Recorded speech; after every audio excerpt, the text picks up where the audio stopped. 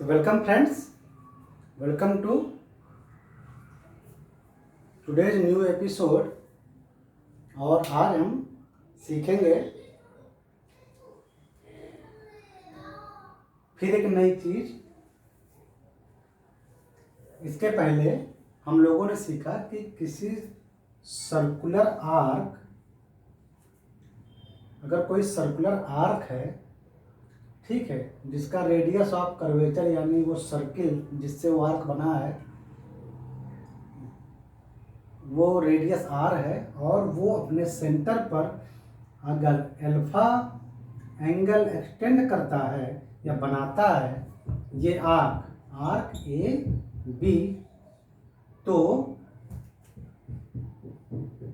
जो इसका centre of, अगर ये मास है, ए बी आर्क एक मास के रूप में है तो सेंटर ऑफ मास, या अगर एक लाइन है तो सेंटर ऑफ एरिया या सेंट्रॉइड जो होगा वो इस सर्कुलर सेंटर से, अगर ये सी डिस्टेंस पर होगा, सी डिस्टेंस पर सेंट्रॉइड, तो ओ सी होगा 2 sin alpha by 2 divided by alpha.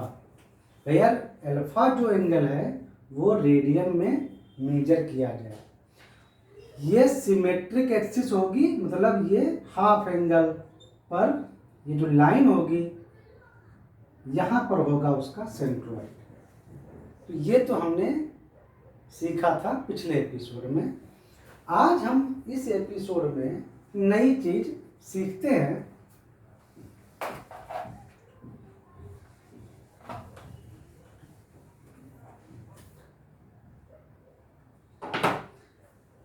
नई चीज ये है कि हमने आपको बताया था कि एक डिस्क, एक सॉलिड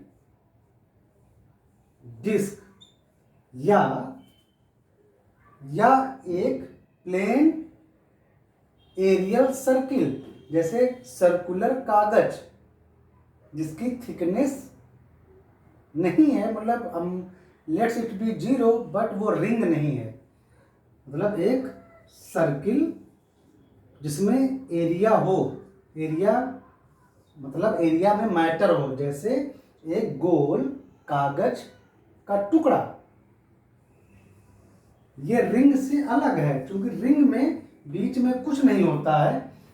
अगर आप गोल पेपर काटें बहुत पतला जिसकी थिकनेस लगभग 0 हो, तो हम उस टाइप की बात कर रहे हैं। तो इसका सेंटर ऑफ जो मास होता था वो इस सर्किल के सेंटर पर होता है। जहाँ सर्किल का सेंटर है वहीं पर सेंटर ऑफ इसका मास भी है। और डिस्क मतलब सॉलिड और मोटा सर्किल, सॉलिड और मोटा सर्किल, जैसे आप एक मोटी मोटी गोल गोल रोटी बनाएं, ठीक है, सॉलिड और मोटा सर्किल। सॉलिड डिस्क का जो सेंटर ऑफ मास होता है वो भी उसी जो सर्कुलर उसका जो फेस होता है उसी के सेंटर पर होता है। लेकिन अगर डिस्क की जो थिकनेस है यानी उसकी मोटाई अगर t है तो इसी पॉइंट पर अंदर की ओर आप जब उसकी आधी डिस्टेंस t/2 तक घुसेंगे तो वहाँ पर होगा उसका सेंटर ऑफ मास। मतलब ऊपर से देखने पर सॉलिड डिस्क का सेंटर ऑफ मास यही इसी पॉइंट पर होगा, लेकिन थोड़ा आधी थिकनेस तक घुसना पड़ेगा अगर यूनिफॉर्म थिकनेस डिस्क की है t। तो आप समझ रहे हैं, मतलब ऊपर वाले एरिया पर ही होगा लेकिन थिकनेस आधी थिकनेस के अंदर।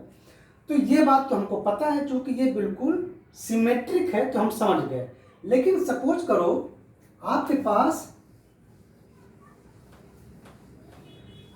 सॉलिड डिस्क का एक पार्ट है केवल, मतलब ये अगर एक सॉलिड डिस्क थी जिसकी थिकनेस मान लो t है, अगर आप साइड से देखें तो आपको ऐसे थिकनेस t है उसकी, डिस्क की जो मोटाई है वो t है। ऊपर से देखने पर ये गोल गोल है सॉलिड डिस्क, ठीक है, या कह दो कि ये गोल गोल रोटी मोटी सी जिसकी मोटाई रोटी की टी है, ऊपर से देखने पर बिल्कुल प्लेन गोल।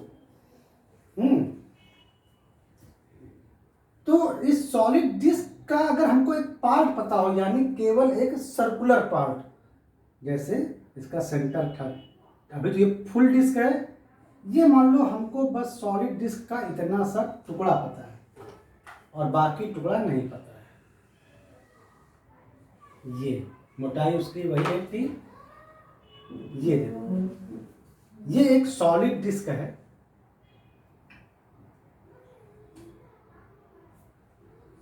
सॉलिड डिस्क का एक पार्ट है, यानी ये सर्कुलर एरिया है। तो आज हम सेंटर ऑफ मास निकालेंगे, किसका? सर्कुलर एरिया का, या सर्कुलर सेक्शन कह लो, बेटर से सर्कुलर सेक्शन। ये एक सर्कुलर सेक्शन है, मतलब ये आर्क नहीं है, ये फुल मास से भरा हुआ है, ऐसे इतना ही। ये जो एरिया है पूरा मास से भरा हुआ है। तो मान लो कि जिस डिस्क, यानी जिस सर्कुलर डिस्क से ये पार्ट है, उसकी रेडियस है r, और ये जो पूरा जो ये सर्कुलर सेक्शन है, ये सेंटर पर अल्फा एंगल बना रहा है। कितना एंगल बना रहा है? अल्फा एंगल बना रहा है। इसकी थिकनेस हो भी सकती है और नहीं भी हो सकती है। मान लो ये पूरे कागज का एक टुकड़ा होता है इस टाइप का, और कागज बहुत पतला होता है कि उसकी थिकनेस हम 0 मान सकते हैं, तो मतलब थिकनेस नहीं है। और थिकनेस है, वेरी गुड, होने दो। जो सेंटर ऑफ मास होगा वो इस एरिया के सेंटर ऑफ मास पॉइंट पर होगा, और फिर वो आधी थिकनेस अंदर तक जाएगा।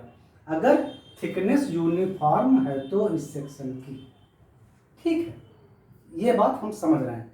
तो क्या करो कि बड़ा सा इसको एक यहाँ पर फिगर दिखा दो इसी का।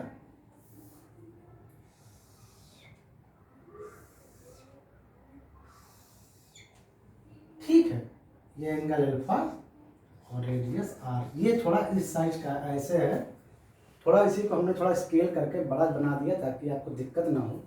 देखो ऐसे, क्या करो कि मान लेते हैं कि थिकनेस इस सर्कुलर सेक्शन की थिकनेस है टी, ठीक है। देखो चाहो तो मत मानो, कोई जरूरत नहीं है, एरिया से ही निकाल सकते हो। देखो हमने इसके पहले आर्क वाला तो समझ ही लिया था कि आर्क एक सर्कुलर आर्क है, तो उसका सेंटर ऑफ मास कहाँ पर होता है वो हम समझ गए थे। वो होता था 2 sin α/2 डिवाइडेड बाई अल्फा। यहाँ पर सेंटर ऑफ मास जो था उसकी सेंटर से पोजीशन, ये तो हम जानते ही थे कि अगर ये आर्क है और ये उस सर्कुलर जिस सर्किल का ये आर्क है उसका ये सेंटर है, तो अगर ये पूरा आर्क अल्फा एंगल बना रहा है तो बिल्कुल सिमेट्रिक लाइन पर ये जो सी पॉइंट होता था, यहाँ पर इसका सेंट्रॉइड होता था, और ओसी लेंथ जो थी वो इतनी होती। तो ये जो डिस्क है, ये जो पूरा ये जो सर्कुलर सेक्शन है, इसको हम कई पतले पतले आर्कों से बना हुआ मान सकते हैं। जैसे ये एक बहुत पतला आर्क हुआ, ये भी एक बहुत पतला आर्क हुआ, ये भी एक बहुत पतला आर्क हुआ, ये भी एक बहुत पतला आर्क हुआ। ऐसे ही अगर हम आर्क की संख्या बढ़ाते जाएं और उनको आपस में से टच करते जाएं, पतले पतले आर्क अगर हम आपस में जोड़ते जाएं, तो ये पूरा हमारा ये सर्कुलर सेक्शन यानी डिस्क का ये एरिया हमको आसानी से मिल जाएगा। अगर ऐसे ही छोटे छोटे आर्क, जैसे ये एक बहुत पतला, अभी तो खाली यहाँ पे थोड़ा मोटा दिख रहा है, मान लो बहुत पतला है, वैसे ही ये सेकेंड आर्क ये वाला, थर्ड आर्क ये वाला, फोर्थ आर्क ये वाला थिकनेस का, बहुत पतले पतले थिकनेस के आर्क यहाँ से लेकर यहाँ तक ऐसे ही ऐड करते जाएं तो ये पूरा सेक्शन हमको मिल जाएगा, पूरा सर्कुलर सेक्शन हमको मिल जाएगा। बस इसी का यूज कर लेंगे। ये आर्क यहां से लेकर यहां तक फैले हुए हैं, यानी सेंटर से लेकर ये पूरे पेरिफेरल तक, यहां से लेकर यहां तक। बस ठीक है, एक आर्क का सेंटर ऑफ मास निकाल लेते हैं, कहां पर होगा, बाकी को इंटीग्रेट कर देंगे, सिंपल हो गया आपका पूरे सर्कुलर सेक्शन का। तो सिर्फ एक आर्क आप बना लो पतला सा। तो क्या करो, यहां से किसी डिस्टेंस या किसी रेडियस आर पर, कोई भी एक वेरिएबल रेडियस आर पर एक आर खींचो ऐसे, गुड। उसकी थोड़ी सी मोटाई दो, उसको थोड़ी सी मोटाई, कोई ना कोई एलिमेंट लेना पड़ेगा ना, तो हम ये आर्क एलिमेंट ले रहे हैं। क्या ले रहे हैं, ये हम आर्क एलिमेंट ले रहे हैं, छोटा सा। क्योंकि हमको आर्क का फार्मूला पता हो गया है, तो हम एक छोटा सा आर्क लेते हैं जिसकी थिकनेस हम डी आर लेते हैं। आर अगर यहां तक है तो अगली जो थिकनेस लेंगे हम डी आर ले रहे हैं। एक आर्क एलिमेंट लेते हैं, ठीक है, सेंटर से आर डिस्टेंस पर, जिसकी थिकनेस है डी आर।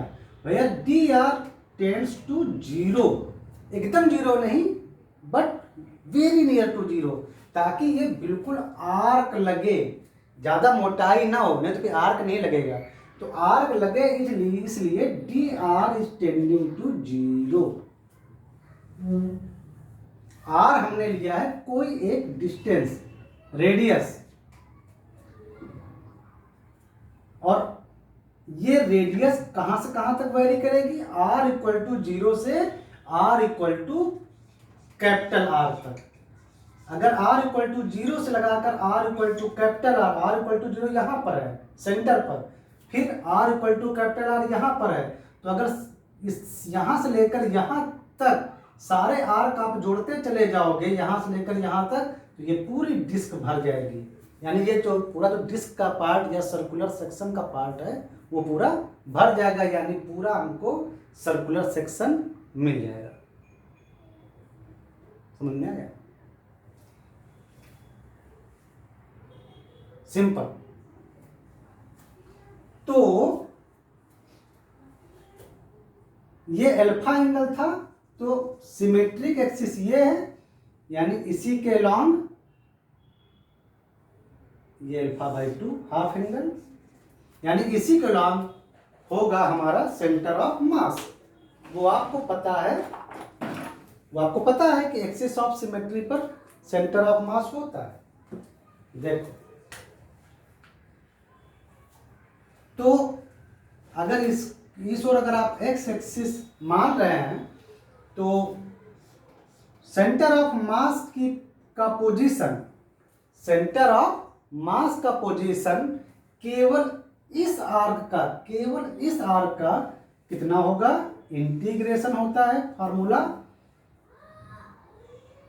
पहले केवल इस आर्क का देखते हैं कहां पर होगा, फिर इंटीग्रेट करेंगे। केवल इस आर्क का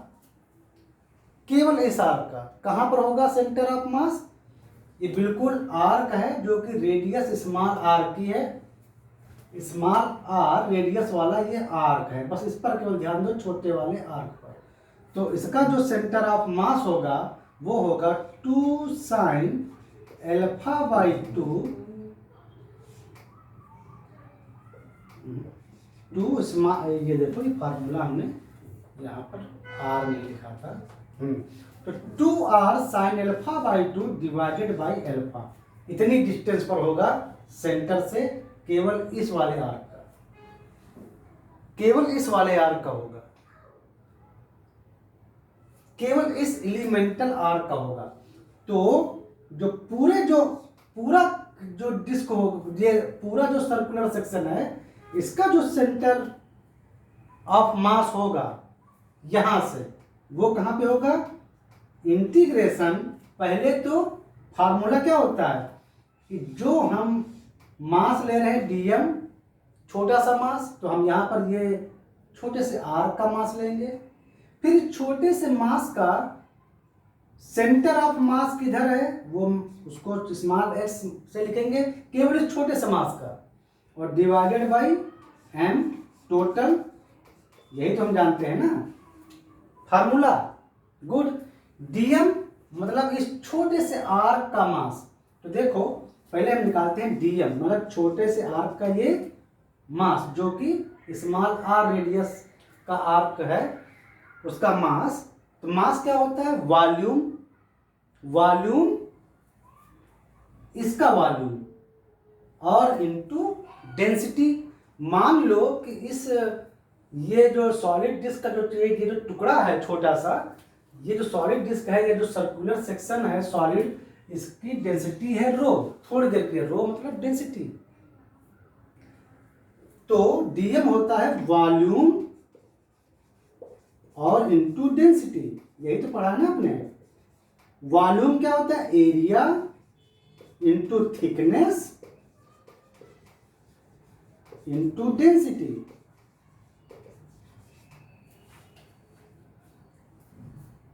एरिया, एरिया क्या होता है, एरिया देखो पहले, एरिया मतलब पूरे आर की लंबाई। तो ये आर की लंबाई क्या है, आर इसकी रेडियस है, ये एल्फा है। तो ये जो आर्क है, आर्क की लंबाई क्या होती है, रेडियस इंटू एंगल। अगर रेडियन में नापे तो आर इंटू एल्फा, ये हो गई लंबाई पूरे आर की यहाँ तक, और उसकी थिकनेस, आर की थिकनेस है डी आर। तो ये हो गया टोटल एरिया इंटू थिकनेस। मान लो कि थिकनेस टी है इस सेक्शन की, अगर थिकनेस है तो, नहीं है तो हटा दो, टी गायब कर दो, कोई दिक्कत नहीं है। और इंटू डेंसिटी, तुम देखना टी कट जाएगा, इंटू रो, यानी आर, इसमें कांस्टेंट वाले पास पास रख लो, तो T rho alpha R D R. ये आ गया तुम्हारा ये छोटे से आर का मास, ये डीएम निकल आया। और इस छोटे से आर का सेंटर ऑफ मास, इस छोटे से आर का सेंटर ऑफ मास इस पोजीशन पर था, वो आप जानते हैं फार्मूले से। और एम टोटल यानी टोटल डिस्क का मास, ये टोटल डिस्क सेक्शन या जो सर्कुलर सेक्शन, इसका मास। तो मास क्या होगा, पूरे डिस्क का एरिया, थिकनेस और इनटू डेंसिटी, इसी फार्मूले से निकालो। तो एरिया बराबर, पहले एरिया, तो एरिया, इसका एरिया पता नहीं क्या होगा, it is like a triangle, half this length, तो ये लेंथ होगी कैपिटल आर, और ये एंगल एल्फा, और ये यहां से यहां तक की डिस्टेंस जो कि है कैपिटल आर। ये तो हुआ एरिया इंटू थिकनेस और इंटू डेंसिटी, यानी टोटल मास आया पूरे इस सेक्शन का half alpha R square T rho. ये तो हो गया पूरे इस सर्कुलर सेक्शन का मास। अगर उसमें थिकनेस है तो, आप थिकनेस ना भी लेते तो कोई दिक्कत नहीं थी, क्योंकि देखना अभी थिकनेस कैंसिल हो जाएगा। वहां पर रखा है, तो हम इसको यहां पर रख के देखते हैं सॉल्व करके। तो सेंटर ऑफ मास, जो पूरे सेक्शन का सेंटर ऑफ मास वो डिस्टेंस है एक्स एक्सिस की ओर, इंटीग्रेशन। और इंटीग्रेशन कहां से कहां करोगे दिखाते हैं। पहले इस एक्स, ये जो आर्क था इसका पोजीशन रखो सेंटर ऑफ मास का, 2r sin alpha by 2 divided by alpha. फिर डीएम की वैल्यू रखो, यानी उस छोटे से जो आर्क का जो आपने जो एलिमेंट लिया है उसका mass, T rho alpha R T R, ये वाला। और divided by total mass divided by half alpha R square T and रो।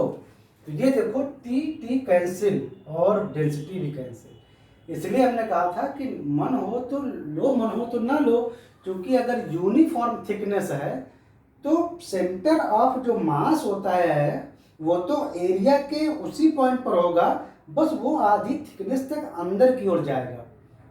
ठीक है, अगर यूनिफॉर्म थिकनेस है तो ये कंडीशन लागू होती है। ठीक है, और ये अल्फा से ये अल्फा भी कट जाएगा।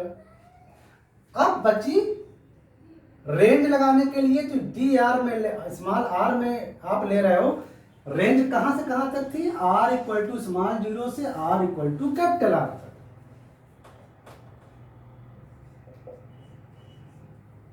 करेक्ट।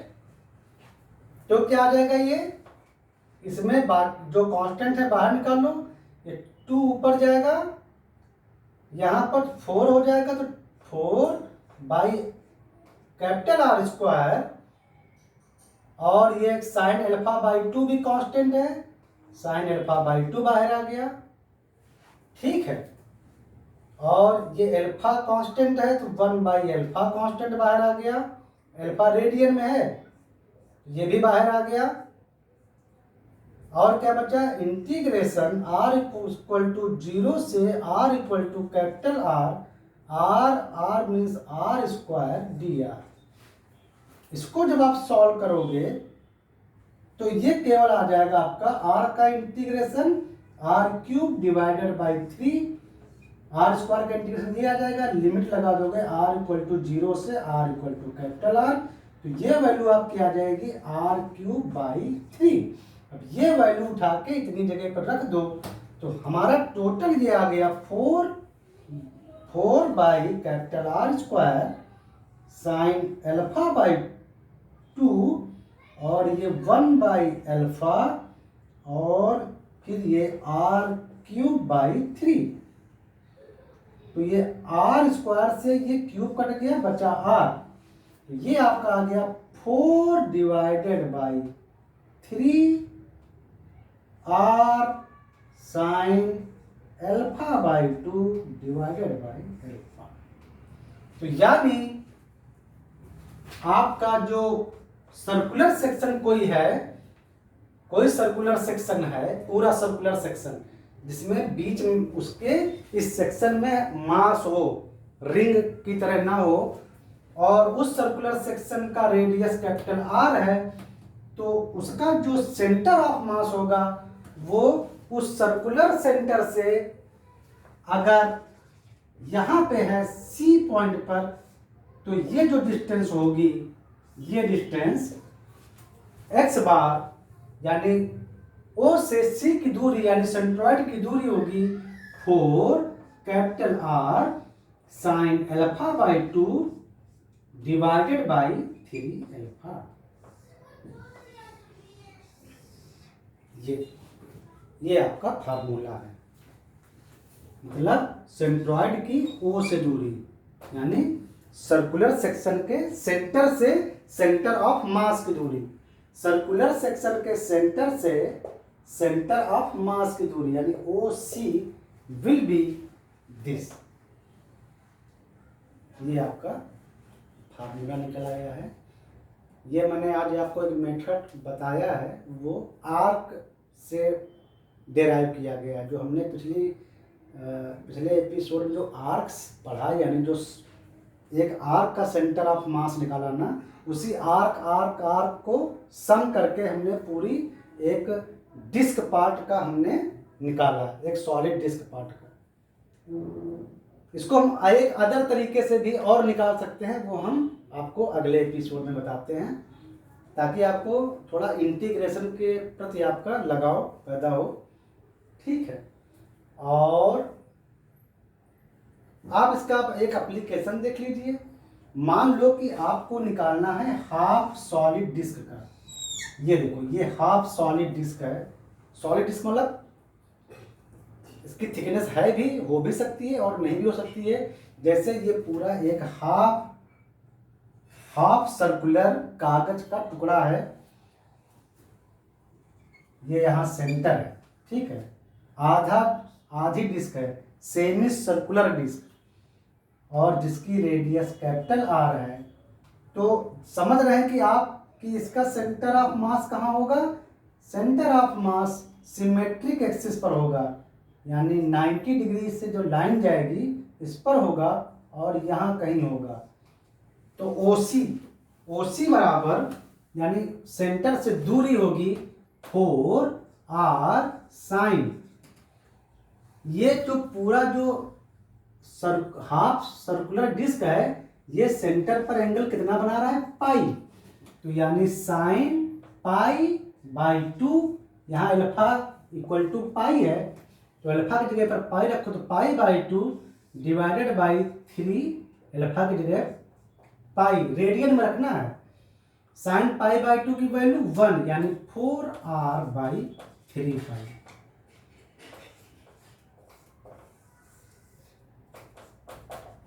यानी जो सेमी सर्कुलर डिस्क है, सेमी सर्कुलर अगर कोई डिस्क है तो उसका जो सेंटर ऑफ मास होगा वो सेंटर से बिल्कुल 90 डिग्री एंगल बनाती हुई जो लाइन है, तो ना उसी लाइन पर कितनी डिस्टेंस पर होगा इस ओ से? वो तो डिस्क का सेंटर है। ये सेंटर ऑफ मास जो होगा वो इस सेमी सर्कुलर डिस्क के सेंटर से कितनी डिस्टेंस पर होगा? 4r बाई 3 पाई डिस्टेंस पर, where r is the radius of disc, semi circular disc. ये उसका एक एप्लीकेशन हो गया। अगर फुल डिस्क है तो सिमेट्रिक के अनुसार जो सेंटर ऑफ मास होगा वो बिल्कुल ओ पर होगा, यानी सेंटर पर होगा। वो तो सिमेट्री के चलते आप समझ ही गए हैं, वो तुम पहले भी बता चुके हैं, ठीक है। तो आई थिंक ये इंटीग्रेशन मेथड से किसी सर्कुलर सेक्शन का सेंटर ऑफ मास कैसे डिटरमाइन करते हैं ये आपको समझ में आ गया।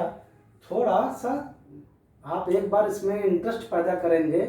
हालांकि इंटीग्रेशन के मेथड को मैं बहुत ही इजी ढंग से समझाता हूँ, एक एक एलिमेंट लेके, है ना। कोशिश करता हूँ कि आपको इंटीग्रेशन में डर न लगे, ठीक है। ये तो हुआ कि हमने इस सर्कुलर पार्ट को कई आर्क में तोड़ा था, कई पतले पतले आर्क्स में तोड़ा था, और हमको आर्क का सेंटर कहाँ, मास कहाँ होता है ये हमको पहले से पता था। अब हम इसको दूसरे मेथड से सॉल्व करेंगे, कुछ और टुकड़ों में तोड़ के देखेंगे, फिर जोड़ेंगे डिफरेंट टाइप से। वो हम आपको अगले एपिसोड में बताते हैं ताकि आपको कोई प्रेशर ना पड़े, ठीक है। तो मिलते हैं नेक्स्ट एपिसोड में, तब तक के लिए बाय बाय।